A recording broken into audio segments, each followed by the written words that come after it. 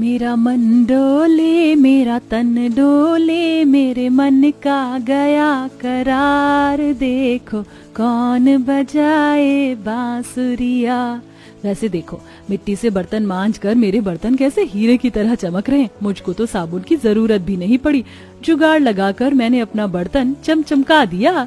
वैसे सुबह सुबह नदी किनारे की खुली हुई ताजी हवा में काम करने का अलग ही आनंद है। डिम्पल ऐसा बोल रही होती है कि तभी एक मोटा काला सांप नदी के अंदर से किनारे पर बाहर निकल आता है। सांप देखकर डिम्पल की सांस अटक जाती है, हलक से उसकी आवाज नहीं निकलती।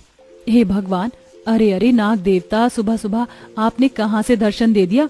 आपका डसा तो पानी भी नहीं मांगता, इन्हें मार भी नहीं सकती, शिवजी के भक्त हैं, कुछ जुगाड़ लगाना होगा। डिम्पल अपने सामने मछली का जाला देखकर उसे आहिस्ते से नदी के अंदर डाल देती है, जिसमें सांप फंस जाता है। तभी बाकी चारों बहू अंजू, सपना, कविता, बबीता नदी वाले घर के अंदर से निकल आती हैं। अरे क्या हुआ डिम्पल, तुम्हारी हवाइयाँ तो ऐसे उड़ी हुई हैं जैसे कि तुमने नदी में सांप देख लिया हो। सिर्फ देखा नहीं बल्कि जुगाड़ से पकड़ भी लिया। तभी पांचों देखती हैं कि नदी के अंदर का मगरमच्छ उनके घर की तरफ ही आ रहा है। क्या पांचों बहू खुद को खतरनाक मगरमच्छ से बचा पाएंगी? और आखिर वो कौन सी वजह है जिसके चलते नदी वाले जीव जंतु का खतरा मोल लेकर पांचों बहुएं नदी किनारे घर बनाकर रह रही हैं? तो चलिए देखते हैं। एक खुले से आंगन में सपना, बबीता, कविता चूल्हे पर खाना बना रही हैं। हे भगवान, आज तो ये चूल्हा बार बार बुझता ही जा रहा है, ऐसे कैसे काम चलेगा। इसमें चूल्हे का क्या कसूर है बबीता? पुरवैया हवा चल रही है, तुम रुको मैं कुछ करती हूँ। कविता घर के अंदर जाती है जहाँ एक खाली तेल का टिन पड़ा होता है। इससे जुगाड़ बन जाएगा, मुझको बस 2 मिनट दो। कविता उस टिन को छैनी हथौड़ी पीट कर पतली चादर बनाकर चूल्हे के तीनों तरफ लगा देती है। लो, अब फटाफट से सारी रोटी बन जाएंगी। अरे वाह जेठानी जी, आपने तो क्या बढ़िया जुगाड़ लगाया है। बस बस बबीता, अब मुझको चने की झाड़ पर मत चढ़ाओ, तुम भी तो एक से बढ़कर एक जुगाड़ कर लेती हो। वैसे अभी तक डिम्पल और अंजू सब्जी लेकर नहीं आई हैं। ऐसा ना हो कि आज हम सबको ये सूखी रोटी ही खानी पड़े। अरे सपना भाभी, परेशान मत हो, हमारी देवरानी एक नंबर की जुगाड़ू है। मुझे इतना तो भरोसा है कि दोनों खाली हाथ नहीं आएंगी। देखो डिम्पल, मुझको कितनी बड़ी मछली मिली है, आज तो हमारी दावत हो जाएगी। तुमको कुछ मिला कि नहीं? तुम तो अभी तक एक छोटी मछली भी नहीं पकड़ पाई। चलो कोई बात नहीं, अब घर चलते हैं। दरअसल इन पांचों जुगाड़ू बहुओं की रोजाना की जिंदगी इसी तरह छोटे मोटे जुगाड़ करके चलती थी। पांचों के पति लापरवाह किस्म के थे, वहीं पांचों बहू जरूरत से ज्यादा जुगाड़ू थी, जो किसी भी मुसीबत का समाधान जुगाड़ लगाकर कर लेती थी। डिम्पल और अंजू जंगल से जाने लगते हैं तो उन्हें पूरे जंगल में सूखे पत्ते और सर्दियों में मिलने वाले महुआ गिरे हुए दिखते हैं। डिम्पल, ये देखो कितना ताजा ताजा महुआ है। तुम्हें पता है हमारे गांव में इसकी रोटी बनाकर सर्दी के मौसम में खाई जाती है। इसे घर ले चलते हैं। अच्छा, फिर तो इसे हमारे थोड़े दिनों का खाने का जुगाड़ भी हो जाएगा। और देखो जंगल में कितने सारे सूखे पत्ते हैं, हम इन पत्तों को घर ले चलते हैं। तुम्हें पता है इस सूखे पत्ते से आंच बहुत अच्छी पकड़ती है, मिट्टी के तेल की जरूरत नहीं पड़ती। इसे भी ले चलते हैं घर, उपलों के पैसे बचेंगे, जानती हो।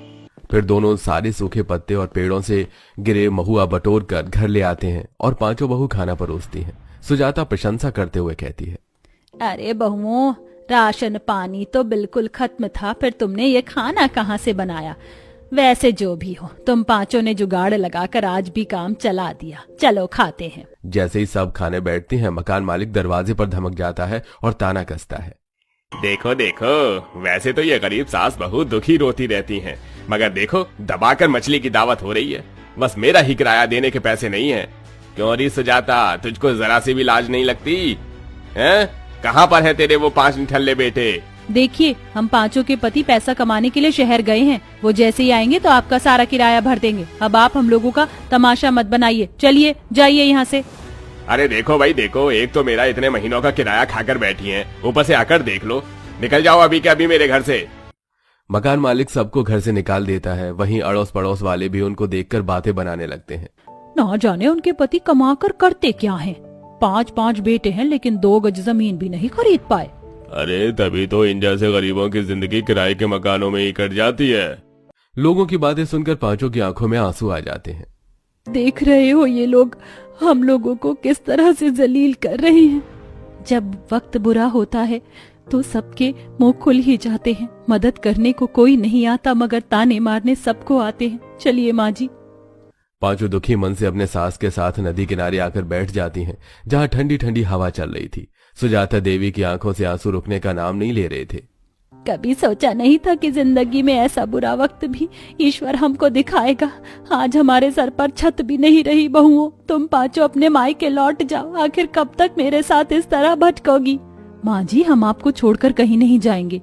और रही बात घर की, तो वो भी आपकी जुगाड़ू बहू बनाकर दिखाएगी, वो भी इस नदी पर। मगर नदी में घर बनाना कैसे संभव है? तुम्हें पता है ना, आग पानी से खेलना खतरनाक होता है। तुम तो नदी में घर बनाने की बात कर रही हो। लेकिन इसके अलावा हमारे पास कोई चारा भी तो नहीं है। नदी के अंदर थोड़ी घर बनाना है, नदी के किनारे पर घर बनाना है। और देखो इस जंगल में कितने पेड़ हैं जिससे हम नदी किनारे लकड़ी का मजबूत टिकाऊ घर बना सकते हैं। वैसे भी सर्दियों के मौसम का भी कोई ठिकाना नहीं, कब शुरू हो जाए तो घर बना लेते हैं। काफी सोच विचार करके पांचों जुगाड़ू बहुएं मजबूत पेड़ काट कर नदी किनारे घर बनाकर रहने लगती हैं। मगर रात होते ही जंगली जानवर उनकी नदी के घर के आसपास में आतंक मचाने लगते हैं। हे भगवान, ये जंगली जानवर तो सोने नहीं देते। कभी हाथी चिंघाड़ता है तो कभी दहाड़ता है। इनको भगाने का जुगाड़ लगाना होगा, वरना कहीं ये हमारा नदी किनारे बसा घर ना उजाड़ दें। ये जंगली जानवर आग से डरते हैं। कल से हम अपने घर के बाहर मशाल जलाकर रखेंगे। इस तरह जुगाड़ू बहुएं इस मुसीबत का भी हल ढूंढ लेती हैं। वो नदी किनारे आग की मशाल लगा देती हैं, जिसे देखकर जानवर उनके घर के पास नहीं आते। मगर अब सबकी चिंता ये थी कि पेट कैसे भरा जाए। इसके विषय पर पांचों बातचीत करते हैं। हमने इस नदी में घर तो बना लिया, मगर रोजगार कहाँ से आएगा? क्यों ना हम लोग इस नदी की मछली निकाल कर बेचना शुरू कर दें। किसी तरह पेट भरने का जुगाड़ तो चलेगा। वैसे इस नदी के दूसरे हिस्से पर कमल, ककड़ी और सिंघाड़े उगे हुए हैं। उन्हें निकाल कर हम बाजार में बेच सकते हैं। उससे थोड़ी ज्यादा कमाई होगी तो हम पेट भरकर अच्छे से खा पाएंगे। लेकिन अंजू, वहां तक जाने के लिए नाव चाहिए होगा, वो कहाँ से आएगा? अरे, जिस तरह हमने नदी पर अपना लकड़ी का घर बनाया है, जुगाड़ से नाव भी बना सकते हैं। ये जुगाड़ भी बड़े काम का है। इस तरह पांचों नाव बनाती हैं और फिर नदी में उगे ताजे सिंघाड़े और कमल ककड़ी की सब्जी के तौर पर खाई जाती है।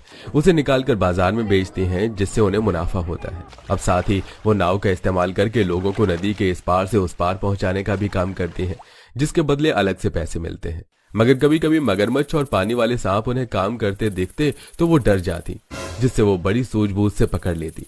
अब देखना यूं था कि क्या मगरमच्छ से जुगाड़ू बहू खुद को बचा पाएंगी या फिर उसका निवाला बन जाएंगी। हे भगवान, ये घड़ियाल तो हमारी तरफ बढ़ रहा है। डरो मत, हम 5 बहुएं इसका मुकाबला कर लेंगे। अब पांचों बहुएं मगरमच्छ के पास आते उस पर जाल डाल देती हैं। तब जाकर पांचों सांस भरती हैं। फिलहाल तो हमने इसे फंसा दिया, मगर हमें अपने नदी वाले घर को नींव देकर ऊंचा कर लेना चाहिए। देखो नदी में कितने सारे बांस हैं, ये बहुत मजबूत होते हैं। और हम चाहें तो इस नदी के पानी से बिजली भी बना सकते हैं। इस तरह पांचों जुगाड़ू बहुएं नदी से बैम्बू काट कर उनसे घर को ऊंचा कर लेती हैं और नदी के पानी से बिजली भी बना लेती हैं, जिससे उनके घर में रोशनी आ जाती है। देखो, अब हमारे घर में बिजली और लाइट आ गई है, तो हमको ना तो जंगल के जानवर से डरने की जरूरत है और ना ही इस नदी के जानवर से। अब हम बड़े आराम से रह सकती हैं। तो दोस्तों, कैसी लगी आपको हमारी 5 जुगाड़ू वाली बहू का नदी पर घर? हमें कमेंट करके जरूर बताएं। साथ ही हमें ये भी बताएं कि आप हमारी स्टोरी किस जगह से देख रहे हैं।